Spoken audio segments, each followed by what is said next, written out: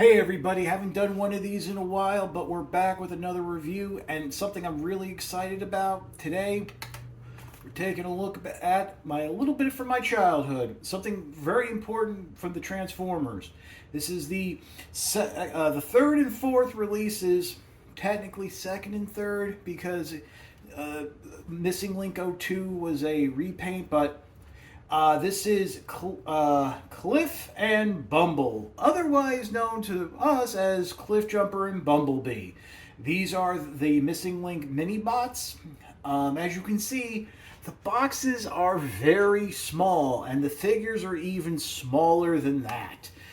This does recreate the original packaging, of course, with some changes like Cliffjumper here being shown holding the bazooka, and yeah, I'm going to probably end up using the American names, and Bumblebee using his little pistol.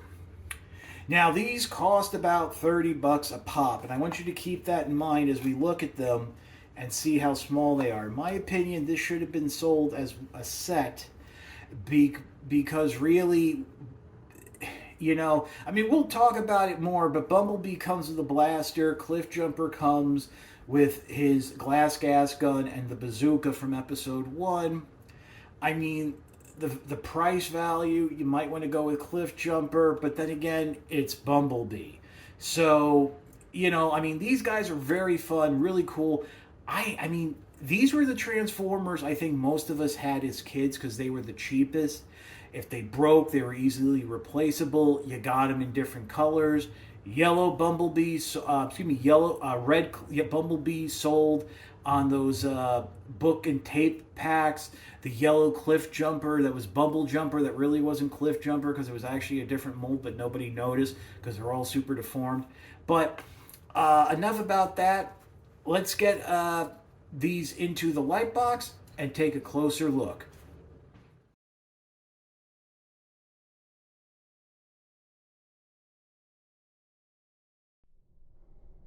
Okay, so here we are. Here's Cliffjumper and Bumblebee out of the packaging.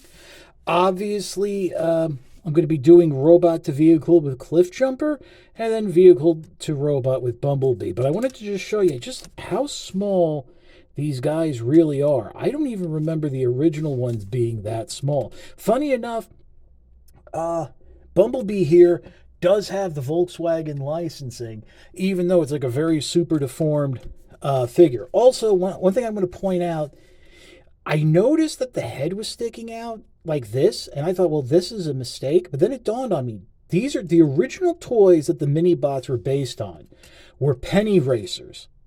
That's the slot where you would put the penny in. So maybe that gap is to represent, that does look to be the width of a penny. But so there's that. And of course, as you can see, very nice, smooth rolling rubber wheels. So let's move Bumblebee out of the way. We'll take a quicker look at Cliffjumper here. Cliffjumper, as I mentioned, does come with his bazooka. Now, there is weapon storage on both figures in robot mode. A little hole here in the back. You can just stick it in like that. So that's kind of cool. And Cliffjumper does have the glass gas gun. In terms of articulation, believe it or not, the head can rotate. The panel does have that swivel, little mushroom peg right there. You do have like an armpit joint hinge thing going on, swivel, bicep rotation. Now, just so you know, and we'll see this in transformation, let me just get that out of the way. In packaging, the figure comes a little mistransformed, that the arm is actually pushed in like for vehicle mode. So you want to make sure when you get them out of the packaging that you pull it up out of the way.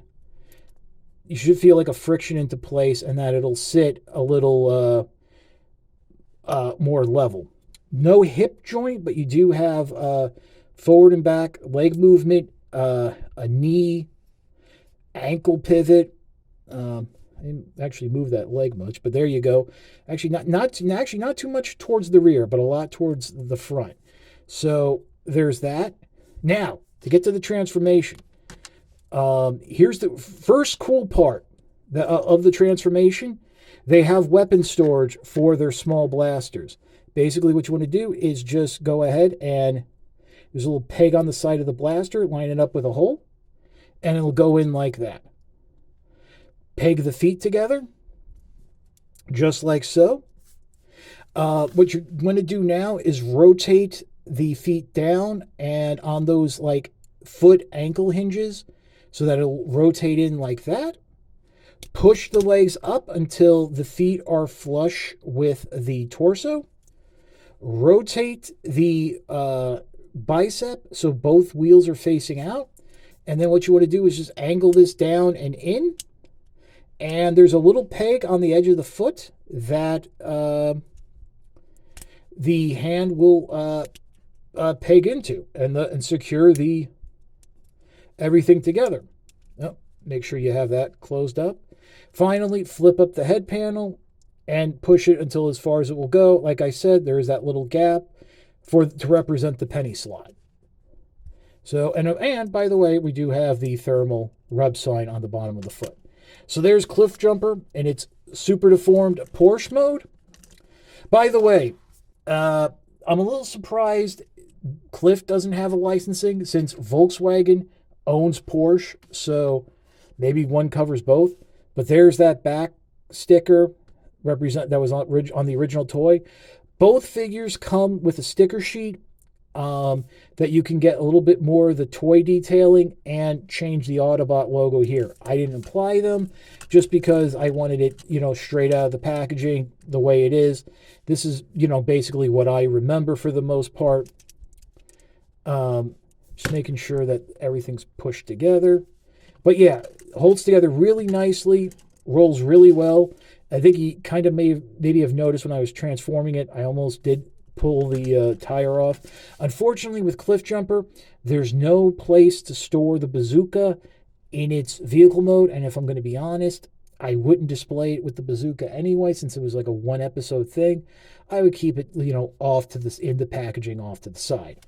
So with that being said, we'll pause and we'll come back and take a look at Bumblebee.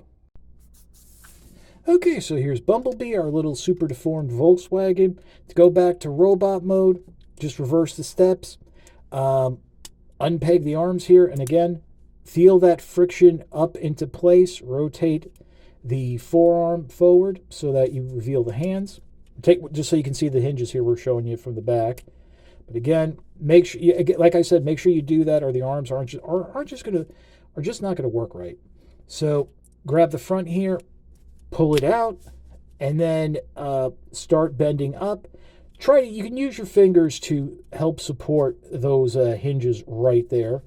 But split the legs, flip up the head, and yes, Bumblebee has the toy head as opposed to a animation accurate visage. So there is that. And of course, come inside the foot here, remove the blaster, place it in his hand, or peg it in the back. And there you go. Does this mean we're going to get like a Bumblebee at some point that will have a cartoon accurate head?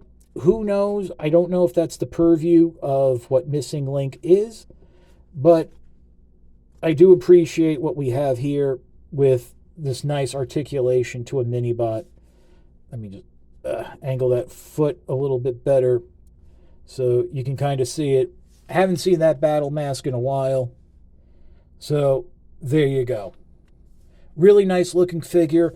In terms of die cast, I'm not sure if there's really any present in the mini bots. I could kind of understand why, since they're so small. But that's about it for that. How about we pause and I come back with my final thoughts. What more can be said really about Cliffjumper and Bumblebee? These are the toys that for a lot of us represented Transformers the best. We have the best memories of. We enjoyed the most. We played with, since, for a lot of us, well, I was one of the lucky ones. I had some of the bigger ones. But, for a lot of my friends, the mini bots were all they had. Now, some real talk, at $30 a pop, I think they are a little bit overpriced. Maybe at $30 for a pack of two, I would feel a little bit better about them. 35, I would still be okay for the pack of two.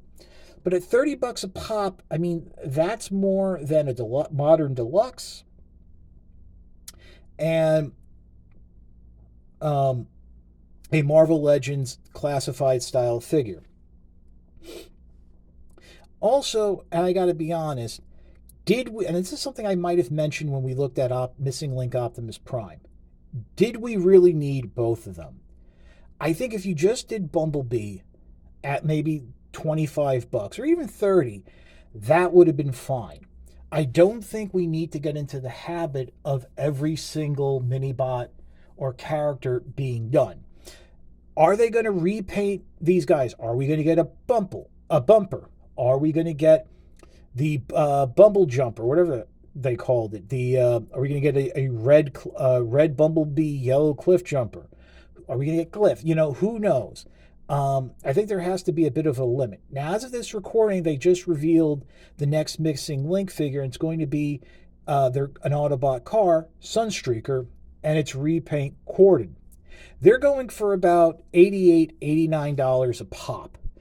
That is way more than I was expecting them to do for the Autobot cars. $50, I think, would have been fine.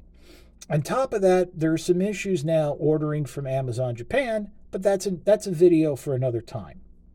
So ultimately, it comes down to, what do I recommend? Now, of course, most people would say, well, you go for Cliffjumper. It has the more accessories, and it's the better price value. But then again, this is Bumblebee. This is the only mini-bot that was in production for the entire run of the Transformers line, even when they introduced the character Goldbug. It's really tough for me. I mean, Cliffjumper represents Casey Kasem. Shaggy from Scooby-Doo, the same voice. But it's Bumblebee. So, honestly, I think for the price, make your own decision. But if you really got to go for one, I would go for Bumblebee. I think that's what would complement Optimus Prime the best. Now, can I say that we can wait and maybe get a version of Bumblebee with the animation accurate head like they did during the book box reissues? I don't know. And I don't know if I can recommend you guys waiting and then these disappear and start going for $100 or more on the aftermarket. What I can tell you is that these are really fun. I love the articulation. The transformation is pretty much the same as the original G1 toy, just with, separating the legs to use the ankles and knees, twisting the bicep to get the elbows and the hands, and then there's the outward, armpit movement, and you have a head swivel. In some regards, this really feels a little bit more like the original molds upgraded than that Optimus Prime figure was. But I know I'm not giving you guys a lot of answers, but I'm giving you a lot more questions. So hopefully you can figure some stuff out here on your own. But if you like this review, I would appreciate if you like, comment, and subscribe. While I appreciate the views, the likes, comments, and subscriptions help communicate to YouTube through the algorithm that my channel should be exalted and held upon high. I also have a Patreon. It's www.patreon.com/ChuckDog1999. All I ask for is $1 a month, $12 a year. No thrills, no tears, no special rewards. All you're doing is helping me help you bring figures like this to you, as well as keeping up the infrastructure of the channel. But as I always say, if you can't afford the $1 a month, $12 a year, your views are more than thanks enough. Patreon is just a cherry on top of an already generous Sunday. And I especially mean that in this holiday season, you guys take care of your families first, and you worry about me way at the end. But once again, I do want to thank you for your support through the years and for watching this video.